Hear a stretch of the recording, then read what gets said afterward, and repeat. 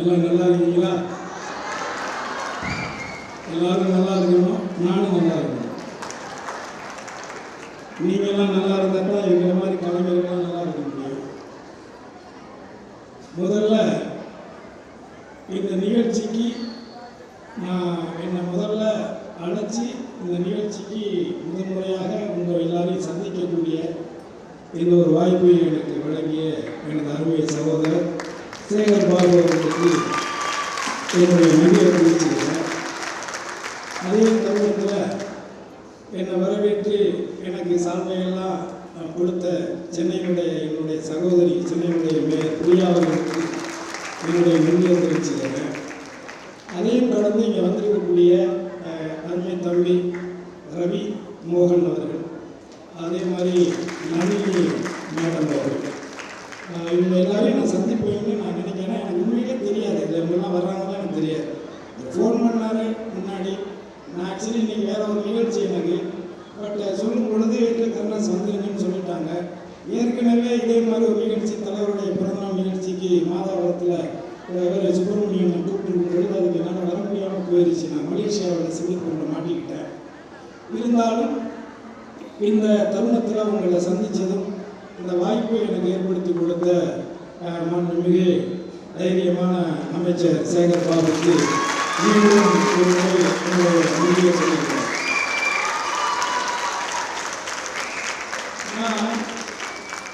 நான் இதை ஒரு வழக்கமான ஒரு என்ன சொல்றது, ஒரு சம்பிரதாயமான ஒரு மேடையாக இதை நான் பார்க்காமல் எனக்கு தோன்றதை பேசலாம் நினைக்கிறேன். வழக்கமாகவே எனக்கு எழுதி வச்சுக்கலாம் பேச தெரியாது. மனசுக்கு என்ன தோணுதோ அதை பேசிடுவேன். கொஞ்சம் கோபமாக பேசுறதுனால எனக்கு பேர் ஆங்கிரி ஸ்பீக்கர் வச்சுருக்காங்க. கோபமாகவே பேசலாம், எப்பப்பா கோபமாகவே பேச. ஏன்னா அவ்வளோ கோபமாக நீங்கள் நடந்துக்கிறீங்க, அதுதான் பிரச்சனை. நீங்கள் சரியாக நடந்துக்கிட்டா நான் எனக்கே கோபம் இருக்கு. அதனால நான் இந்த சென்னைக்கு 1987 வந்தேன். இங்கே இருக்கிற மவுண்ட் ரோடு வாட்டர் தோட்டத்தில் இருக்கிற கிரிமோன் ஒரு லாட்ஜில் ரூபாய் வேலை செஞ்சுக்கிட்டு அப்படியே என்னுடைய வாழ்க்கையை ஆரம்பிச்சு. அப்போ இந்த வட சென்னை இருக்குல்ல, இது உங்களுக்கு தெரியும், எப்போதுமே ரொம்ப ஃபோர்ஸாகவே இருக்கும், தகனே இருக்கும் இந்த பகுதி. அப்படித்தான். ஆனால் அந்த பகுதியில் அந்த காலகட்டத்திலேயே ரொம்ப இதே மாதிரி கிராண்டாகவே நிகழ்ச்சிகளை பிரம்மாண்டமாகவே நடத்துகிற ஒருத்தர் பேர் அப்போ அடிப்படும். அந்த பேர் இதே பேர் தான்.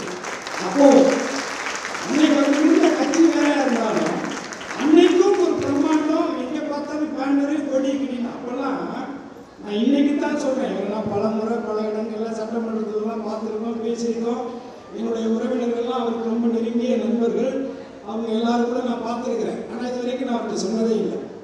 அந்த காலகட்டங்களில் இந்த சேகர் பாபுங்கிறவர் நடத்துகிற ஏதாவது ஒரு மீட்டிங்கில் நமக்கு ஒரு பாட்டு கச்சேரி வாய்ப்பு கிடைக்காதா, ஒரு வாய்ப்பு கிடைக்காதா, உடைச்சி நம்ம அதை வச்சு அடிச்சு பிடிச்சி வந்துடலாமே அப்படின்னு நான் ஏங்கிய காலங்கள் எல்லாம் உண்டு. அப்பேற்பட்ட அடியேனுக்கு இப்பேற்பட்ட ஒரு நிகழ்ச்சிக்காகத்தான் இத்தனை ஆண்டு காலங்கள் கிடைக்கிறார்கள். அதனால ஒரு வள்ளுவன் சொன்ன குரல் தான், தெய்வத்தால் ஆகாதெனினும் முயற்சிதன் மெய்வருத்த கூலி தரும். அந்த குரலுக்கு எடுத்துக்காட்டாக நான் பார்த்த சில பேர்களில் ஒருவர் தான் இங்கே இருக்கக்கூடிய எனது அருமை சகோதரர் சேகர் பாபு. இந்த நிகழ்ச்சியினுடைய தலைப்பு என்னன்னு பார்த்தீங்கன்னா மனிதநேய திருவிழா. மனிதநேய திருவிழா. இந்த மனிதநேய திருவிழா அப்படிங்கிறது தளபதியினுடைய பிறந்த நாளை முன்னிட்டு, 72வது பிறந்த நாளை முன்னிட்டு இங்கே இந்த நிகழ்ச்சி நடந்துட்டு இருக்கு. மனிதநேய திருவிழா என்பது ஒரு மனிதநேய மிக்க ஒரு தலைவராக கிட்டத்தட்ட 72 ஆண்டு காலம், 72 வயசு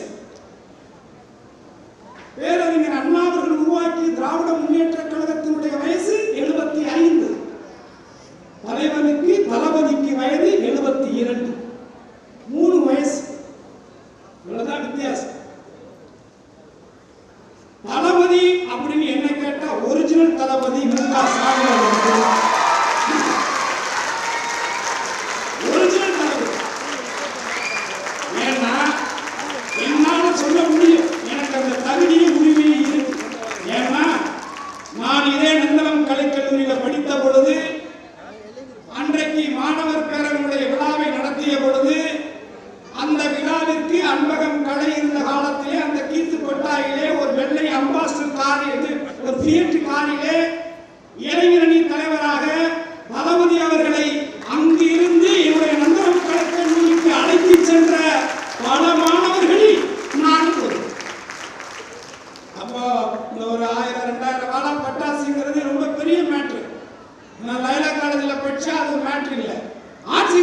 வச்சா அதுல ஒரு 5 ரூபா 10 ரூபா கூட நமக்கு பெரிய காசு. அப்படி இருக்கும் பொழுது அந்த பட்டாசை கொளுத்துறான்னு வைக்கும் பொழுது என் காலேஜ் பிரின்சிபல் தூக்கி பிடிச்சி பின்னாடி வச்சு மறைச்சிக்கிட்டேன், கொளுத்த விடாம. அப்படியே நான் பின்னாடி போய் ஒரு கையில் வச்சிருக்கும் போதே கொளுத்து விட்டேன். அப்போ டிசி கொடுத்ததுதான். அதோட அதுக்கப்புறம் நான் இங்கே சுற்றிட்டு மறுபடி மாநில கல்லூரியில் போய் மறுபடியும் ரீஜாயின் பண்ணேன். அதனால எதுக்கு சொல்றேன்னா, ஒரு மாணவனாக நான் படித்த காலத்திலேயே மாண்புமிகு தமிழகத்தினுடைய முதல்வராக இருக்கக்கூடிய அன்றைய இளைஞர்களுடைய தளபதியாக விளங்கிய தளபதி அவர்களை நான் அன்றைக்கே சந்திச்சிருக்கிறோம், பார்த்திருக்கிறோம், அவங்க கூட நம்ம டிராவல் பண்ணியிருக்கிறோம். அதையும் கடந்து முதல் முறையாக 91 1000 விளக்கு தொகுதியிலே தளபதி அவர்கள் போட்டியிட்ட பொழுது அந்த தேர்தலிலே பிரச்சாரம் செய்தவர்களில் நானும் ஒருவன். அப்பதான் ராஜீவ்காந்தி அவர்கள் அகால மரணம் அடைந்த தருணம். இதே போல காமராஜர் அரங்கத்தில் நடக்கிற விழாவுக்கு போகணும். அந்த விழாவுக்கு எதிரில் தான் சந்தில உள்ள போகும்போது கல்லு சரசரம் வருது, இருட்டுங்களே. ஏன் வருதுன்னு எனக்கு தெரியல. ஏன்னா அப்ப இன்னைக்கு இருக்கிற மாதிரியான போன் எல்லாம் இன்னைக்கு கிடையாது. அதற்கு பிறகுதான் தெரியும், பிரச்சார பாதையை முடிச்சுட்டு ஓடலாம்.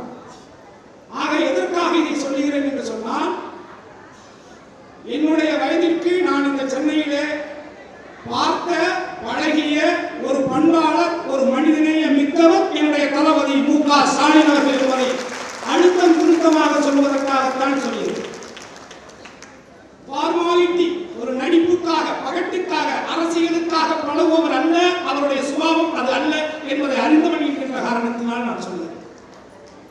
2500 ஆண்டுகளுக்கு முன்பாக வள்ளுவன் எழுதினானே ஒரு குறள், பகுத்துண்டு பள்ளியூர் ஓம்புதல் நூலோ தொகுத்தவற்றுள் எல்லாம் தலை என்று எழுதினான். இருக்கக்கூடியதை பகிர்ந்து வழங்கு, பகுத்து கொடு, வறியவனுக்கு எளியவனுக்கு நீ பகிர்ந்து கொடு.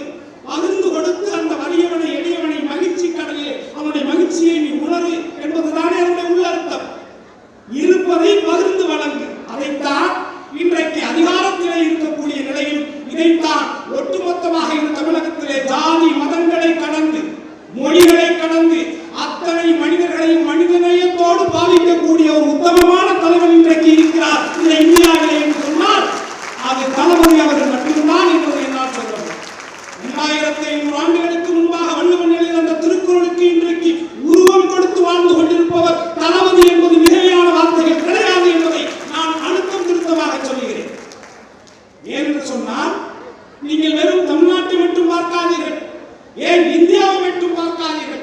நான் சவாலிட்டு சொல்கிறேன், அது எந்த கட்சிக்காரராக இருந்தாலும் சரி, எவ்வளவு பெரிய அறிஞராக இருந்தாலும் சரி, நான் இந்த மேடையின் வாயிலாக இந்த உலகத்தில் இருக்கக்கூடிய அத்தனை அறிவுஜீவிகளுக்கும் நான் கேட்கக்கூடிய ஒரே ஒரு கேள்வி, மாண்புமிகு தமிழகத்தினுடைய முதல்வர்களுடைய காலை உணவு திட்டம் ஒன்று, இரண்டாவது நான் முதல்வன் என்ற திட்டத்தின் அடிப்படையிலே உயர்கல்வி திட்டம் 2, ஏழை எளியவர்கள் வீடு கட்டுவதற்காக கடன் உதவி. இன்றைக்கு நேற்று அண்ணல் அம்பேத்கருடைய பிறந்தநாளை முன்னிட்டு கிட்டத்தட்ட 1000 வீடுகளை பட்டியலின மக்களுக்கு கட்டி கொடுத்து ஒட்டுமொத்த இந்தியாவில் திரும்பி பார்க்க வைத்து, அதுவும் அந்த அம்பேத்கருடைய வம்சாவளியை சார்ந்த ஒருவரை இந்த மேடையில் அமர்த்தி அந்த நற்காரியத்தை செய்த புகழ்மை பெற்ற ஒரு முதல்வராக இன்றைக்கு அவர் இருக்கிறார். இந்த 3 திட்டங்கள் மாண்புமிகு தமிழகத்தினுடைய முதல்வர் தளபதி அவர்களால் உருவாக்கப்பட்டது, செயல்படுத்தப்பட்டது. இந்த திட்டத்தை தான் அச்சு பிசராமல், இந்த திட்டத்தை தான் லேபர் பார்ட்டி என்று சொல்லக்கூடிய தொழிலாளர்களுடைய கட்சி, லண்டனிலே பிரிட்டனிலே இருக்கக்கூடிய, பிரித்தானியாவில் இருக்கக்கூடிய லேபர் பார்ட்டி என்கின்ற கட்சி சமீபத்தில் நடந்த தேர்தலிலே இந்த 3 மக்களுக்கு வாக்குறுதியாக கொடுத்து இன்றைக்கு வெற்றி பெற்று இருக்கிறார்கள் என்பதை விட உங்களுக்கு என்ன ஆதாரம் தேவை? நாட்டினுடைய பிரதமராக செயல்படுத்தி 8 ஆண்டு காலங்கள், கிட்டத்தட்ட 10 ஆண்டுகளை கடந்து 11வது ஆண்டு அடியெடுத்து வைத்திருக்கக்கூடிய இந்த பிஜேபியுடைய தலைமையேற்று பிரதமராக இருக்கக்கூடிய அவர் செய்த திட்டங்களில் ஒன்றையாவது அண்டை நாடுகளில் இருப்பவர்கள் கூட அவர்கள் அதை பாராட்டியது கிடையாது. ஆனால் ஒட்டுமொத்த இந்த உலக பிரபஞ்சத்திலே ஏதோ ஒரு மூலையில் இருக்கக்கூடிய தமிழ்நாடு என்ற ஒரு சின்ன ஒரு மாநிலத்திலே இருந்து 3 சிந்தனைகள் இந்த உலகத்தையே தன்னுடைய காலடிக்கு கீழ் அடிமைப்படுத்தி வைத்திருந்த அந்த பிரித்தானிய அரசாங்கத்தை செயல்படுத்தி வைத்த ஒரு பெருமை மாண்புமிகு தளபதி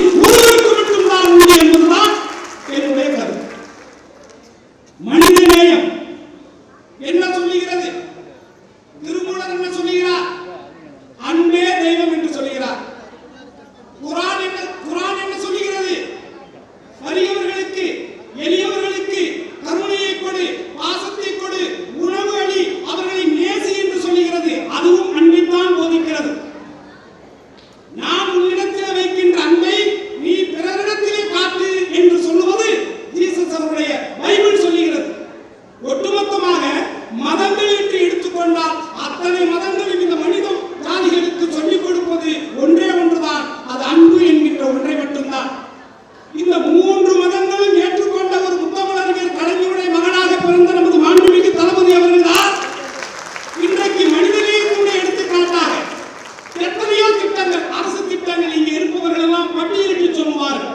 அதிலும் இந்த காலை உணவு திட்டம் என்பது இருக்கிறதே, வசதி படைத்தவனுக்கு அது ஒரு திட்டமாக தெரியாது, பசியை அறியாதவனுக்கு குடிச்சையப்பம் வருவனுக்கு அது ஒரு திட்டமாக தெரியாது.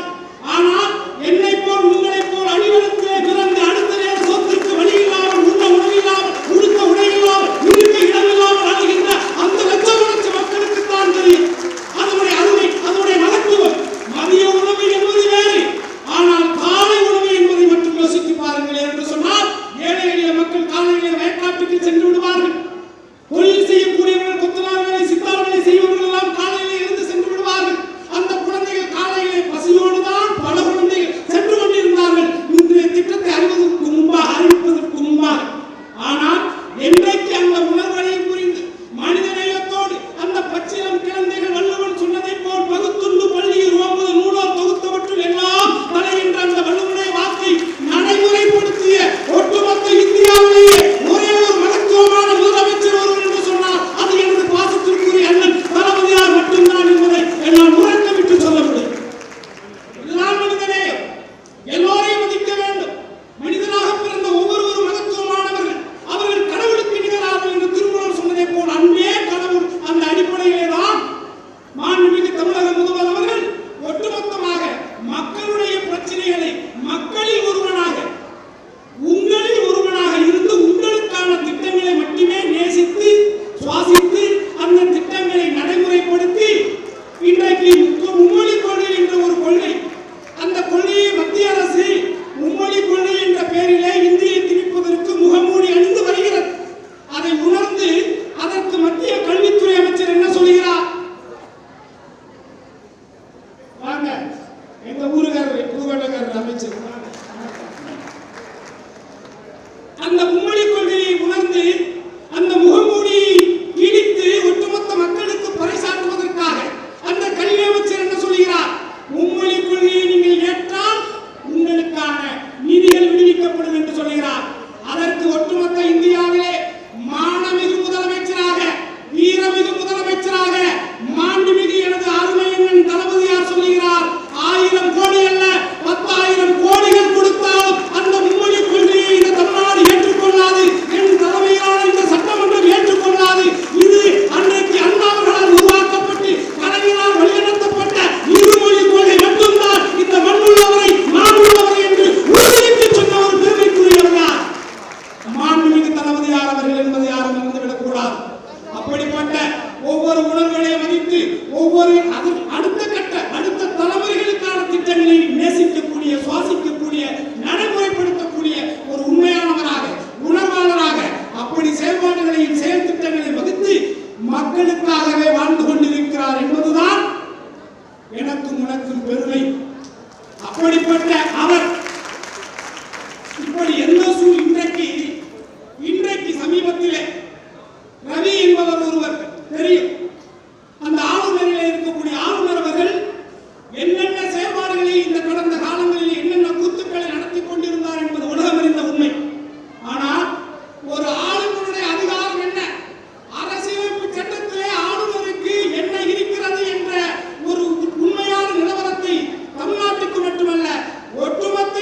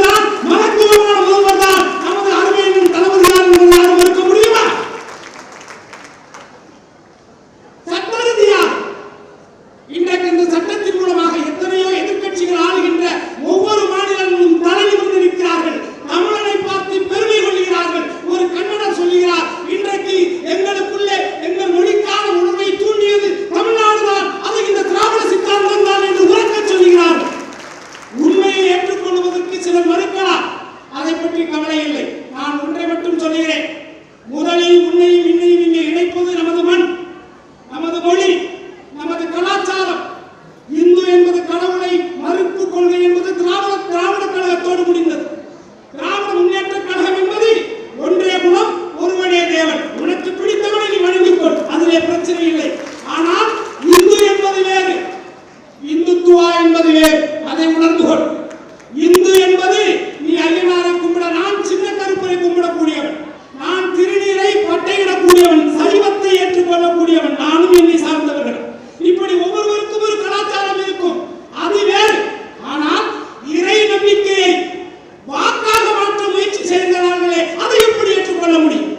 அதனால் தான் சொல்லுகிறேன், இந்து என்பது வேறு, இந்துத்துவா என்பது வேறு. நீங்கள் உணர்ந்து கொள்ள வேண்டும். அப்படி எந்த ரூபத்திலும் அந்த இந்துத்துவா இந்த திராவிட மண்ணுக்குள்ளே வந்துவிடக் கூடாது என்று ஒரு போராளி தொடர்ச்சியாக 72 ஆண்டுகளாக உழைத்துக் கொண்டே இருக்கிறார் என்று சொன்னால் அவர்தான் உனக்கும் எனக்குமான உத்தமமான இந்த மண்ணுக்கான மைந்தன் அருமையின் தளபதி என்பதை நான் தைரியமாக சொல்கிறேன். இன்னும் உறக்க சொல்கிறேன். உண்மையை சொல்வதற்கு எனக்கு என்ன பயம்? உண்மையை உறக்க சொல்வதற்கு எனக்கு என்ன பயம்?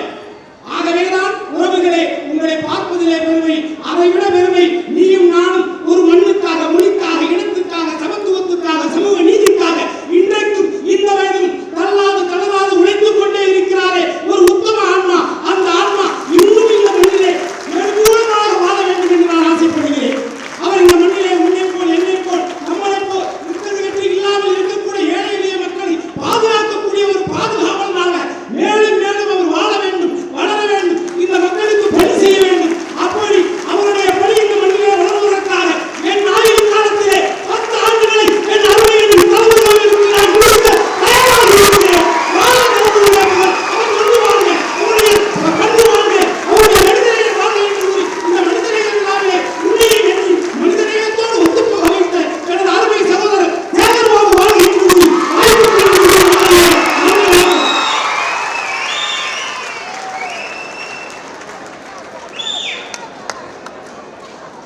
சட்டம் மற்றும் நீதிமன்றங்கள் துறை, சிறைச்சாலை